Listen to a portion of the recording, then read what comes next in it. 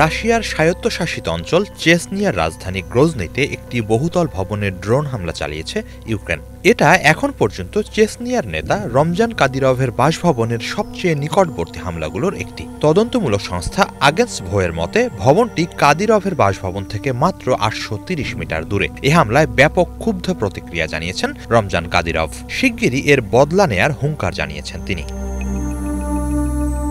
Reuters জানিয়েছে শিগগিরই ইউক্রেনের সামরিক স্থাপনাগুলোতে হামলা চালানোর হুঁশিয়ারি দিয়েছেন রুশ প্রেসিডেন্ট ভ্লাদিমির পুতিনের ঘনিষ্ঠ এই চেচেন নেতা। খবরে বলা হয় ৫ ডিসেম্বর ভোরে গ্রজনি সিটি টাওয়ারে আঘাত হানে ইউক্রেনের ওই ড্রোন। টেলিগ্রাম নিউজ চ্যানেলে পোস্ট করা ভিডিওগুলোতে ২৮ তলা বিজনেস সেন্টারটির বিভিন্ন তলায় জানালা সহ আগুনে পোড়া বিভিন্ন অংশ দেখা গেছে। গ্রজনি সিটি টাওয়ার মূলত চেচনিয়া প্রজাতন্ত্রের যুদ্ধ পরবর্তী পুনর্গঠনের প্রতীক হিসেবে নির্মিত গগনচুম্বী ভবনের সমষ্টি। এখানে বেশ কয়েকটি আঞ্চলিক সরকারি সংস্থা অবস্থিত, যার মধ্যে রয়েছে চেচেন সিকিউরিটি কাউন্সিল এবং পর্যটন ও ধর্মীয় বিষয়ক দপ্তরগুলোর অফিস।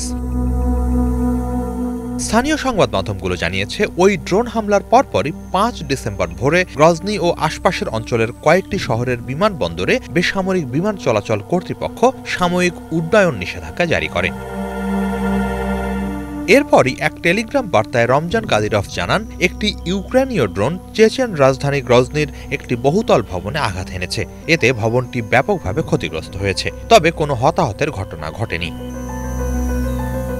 বহুতল ভবনের ড্রোন হামলাকে যুদ্ধের কৌশলগত দৃষ্টিকোণ থেকে একেবারেই অর্থহীন দাবি করে কাদিরভ বলেন, এক সপ্তাহের মধ্যেই ইউক্রেনের নব্যনাৎসীরা এই হামলার জবাব পাবে। ৬ ডিসেম্বর থেকে শুরু করে সপ্তাহ জুড়ে আমাদের কঠোর বদলা অনুভব করবে তারা। তাদের হামলার বিপরীতে আমরা বেসামরিক লক্ষ্যবস্তুতে কাপুরুষোচিত হামলা চালাবো না। আমাদের আক্রমণ হবে নব্যনাৎসীদের সামরিক ও সন্ত্রাসী অবকাঠামোগুলোতে।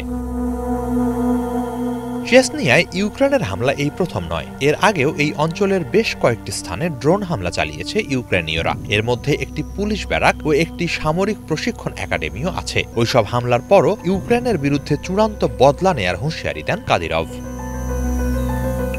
কাদিরভ রাশিয়ার ইউক্রেন হামলার একজন সরব সমর্থক এবং তিনি ইউক্রেনের বিরুদ্ধে লড়তে চেচেন বাহিনীও পাঠিয়েছেন। যুদ্ধে তার বাহিনী অত্যন্ত সাহসিকতার সাথে লড়ছে বলে বিভিন্ন সময় জানিয়েছে সামরিক সূত্রগুলো।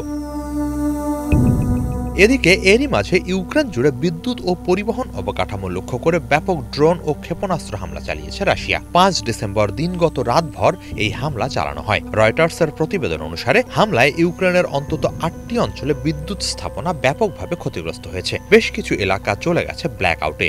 এছাড়া ৩টি পারমাণবিক বিদ্যুৎ কেন্দ্র উৎপাদন কমাতে বাধ্য হয়েছে বলে জানিয়েছে তারা। হিজাল জোবায়ের, বাংলা ভিশন।